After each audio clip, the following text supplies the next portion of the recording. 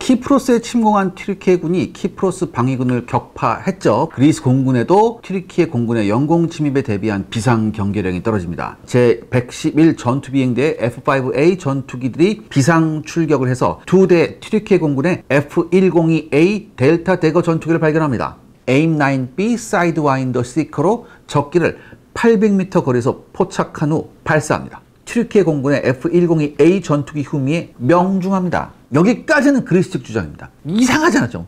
튀르키예 F-102A 전투기 2대는요. 갑자기 정면에서 나타나는 F-5A 전투기들과 어떻게 교차하게 됩니다. AIM-4D 펠컨 공대공 미사일을 발사해서 F-5A 전투기 한 대를 격추합니다. 7월 22일 그리스 전투기 한 대를 격추시켰다는 튀르키예 공군의 주장은요. 공식 기록이 존재합니다. 그리고요. 그리스 본토의 그리스군도 키프로스에 개입하기로 결정을 합니다.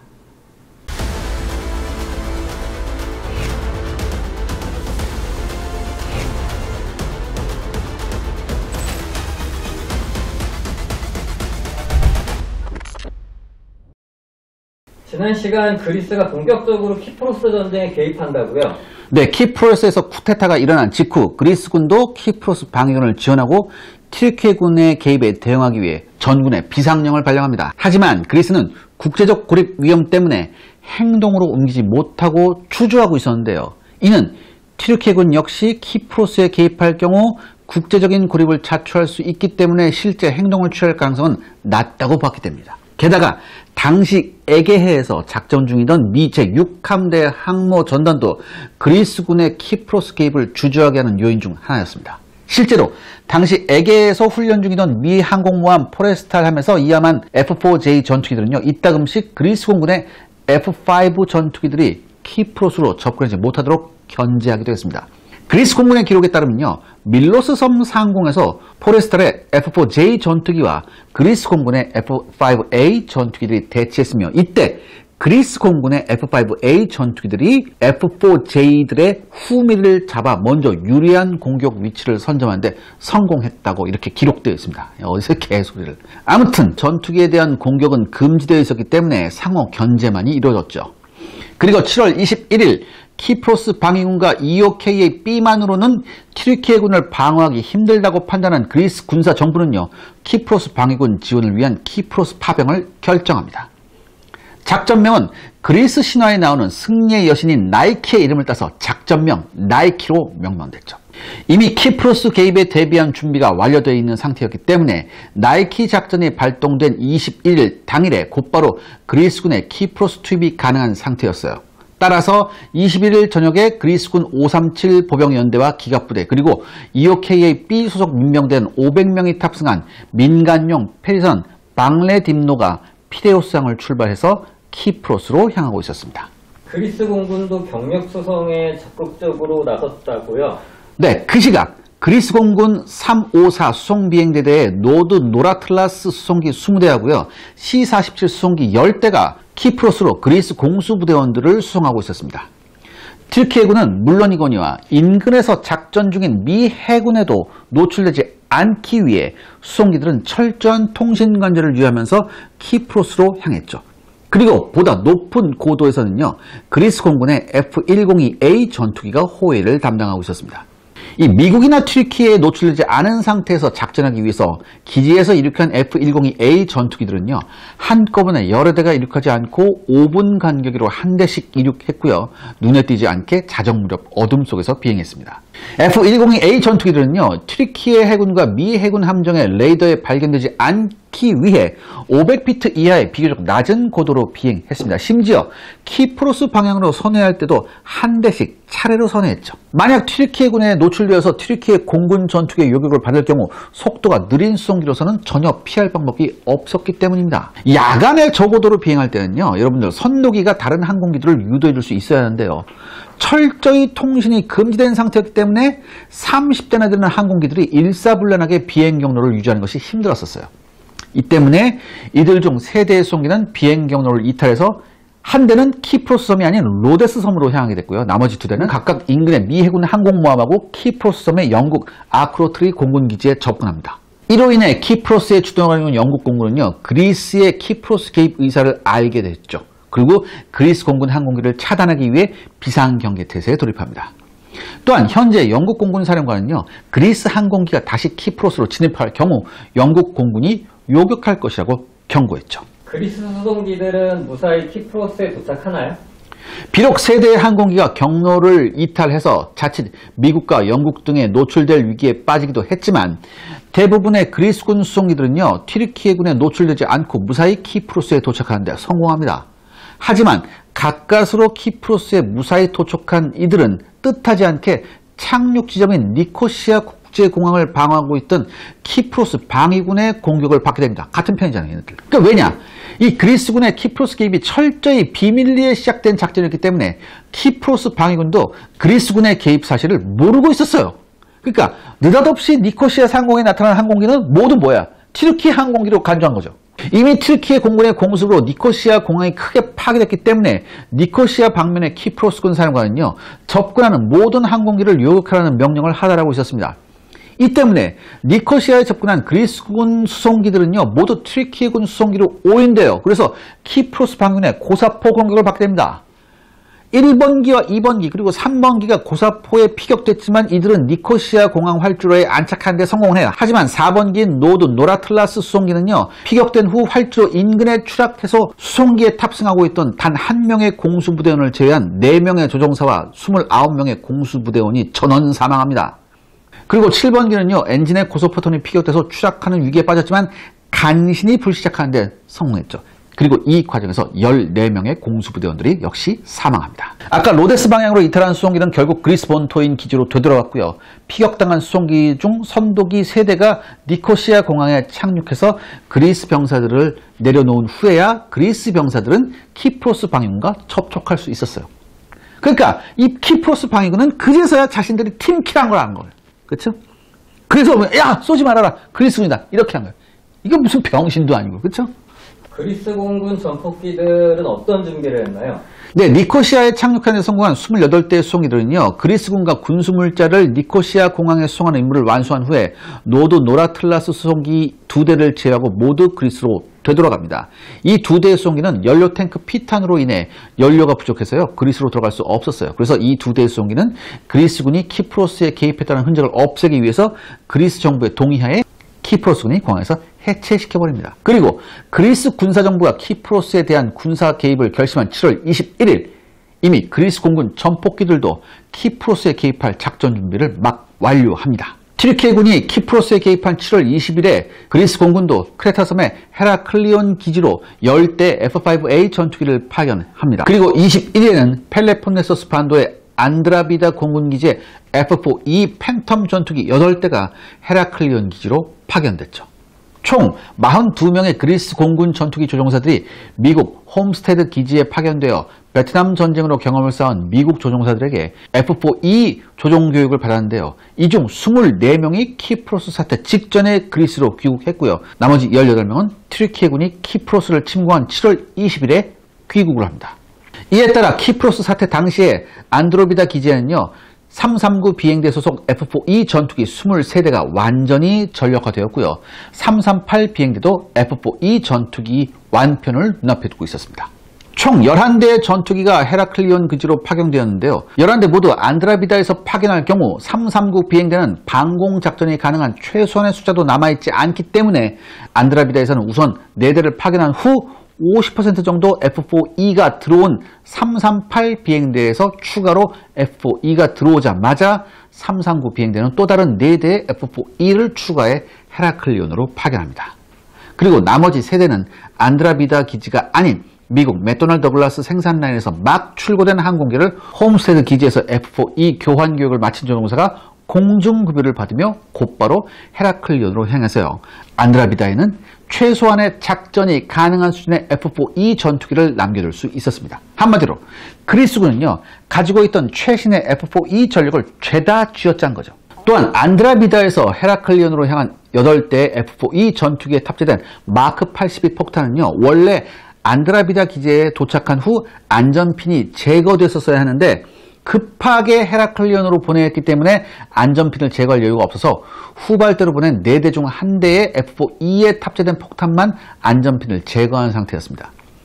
하지만 그리스 공군 사령부에서 헤라클리온에 올 때까지 안전핀을 장착한 상태로 내버려두라고 명령했기 때문에 마크 82 안전핀이 제거된 F-4E 전투기는 폭탄에 다시 안전핀을 장착하느라 이륙이 지연됐어요.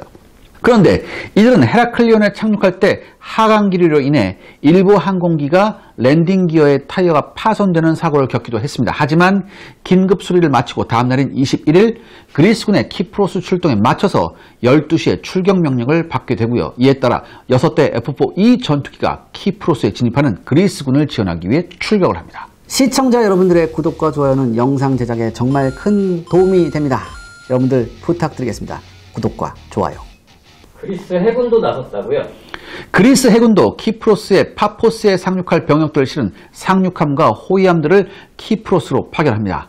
파포스 앞바다를 장악한 튀르키예 해군 구축함들을요, 파포스 해안에서 멀어지게 해야 L176 레스보스 상륙함에 탑승한 그리스 해병대원들을 무사히 파포스 해안에 상륙시킬 수 있었기 때문이죠. 이 레스보스는 뭐냐면 옛날에 미 해군이 쓰던 분 컨트리 전차 상륙함이에요. 이걸 이제 그리스군이 이제 재지역시켜서 이제 중고를 활용한 거예요.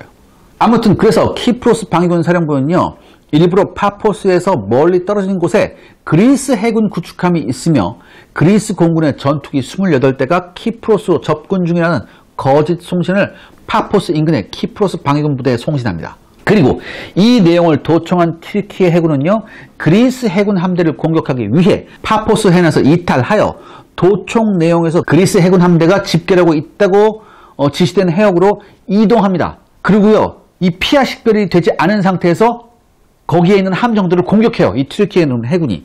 그런데 여러분들, 이 튀르키예 해군 구축함이 공격한 함정은요, 그리스 구축함이 아닌 튀르키예 해군의 기어링급 구축함 코카테페함이었습니다. 그러니까 얘네들도 팀킬한 거예요.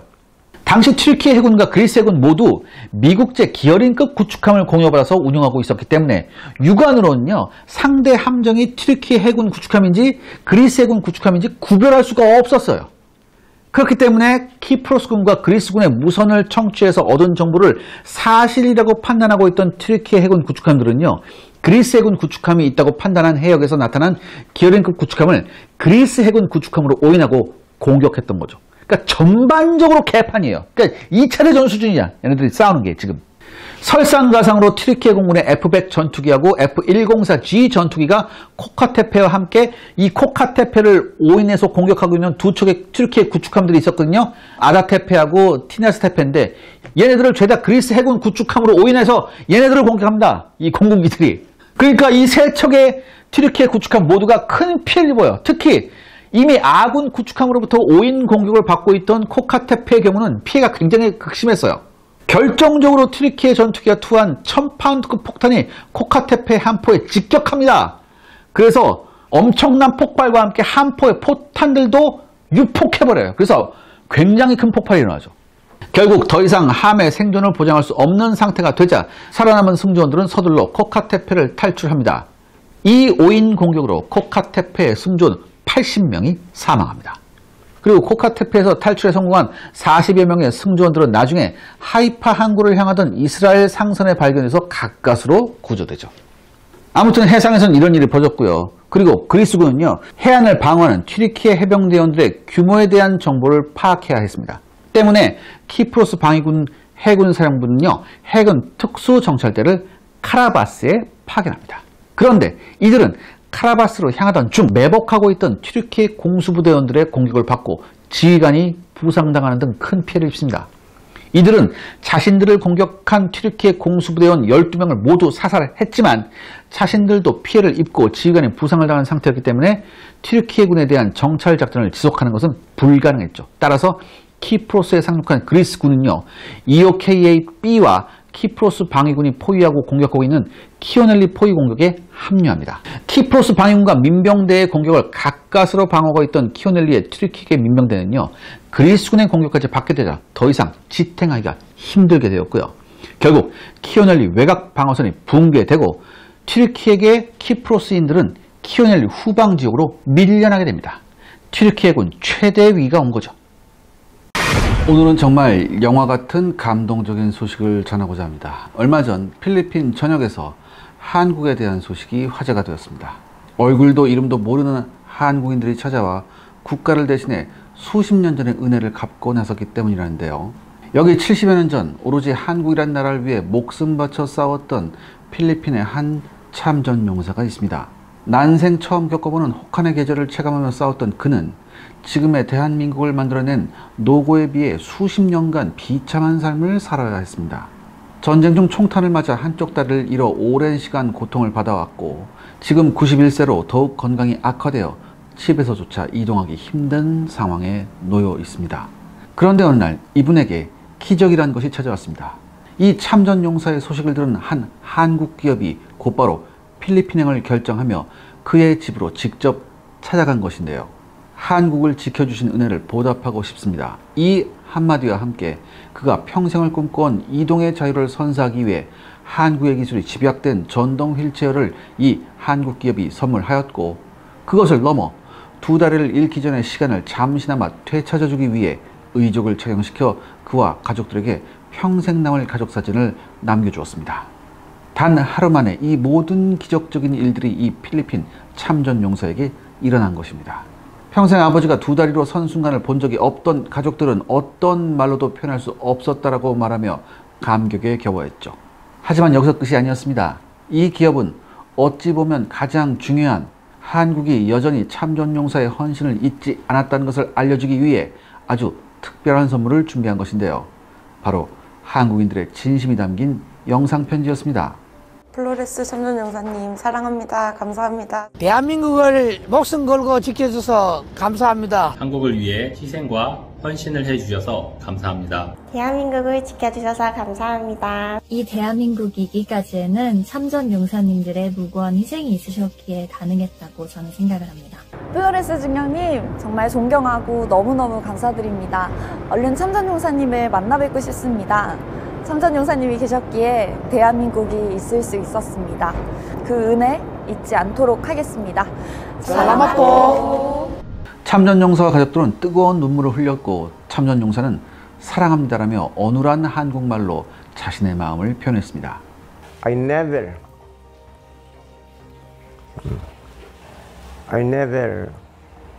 had second thoughts about my going to South Korea. I changed my decision and said, I will just go to Korea some other time if there will still be another time. 이 소식은 필리핀 전역을 울렸습니다. 한국의 진심 어린 감사가 느껴진다라며 언론을 통해 한국의 감사를 표했는데요. 그렇습니다. 이 모든 것을 진행한 한국 기업은 바로 여러분들이 잘 아는 인프레시였습니다.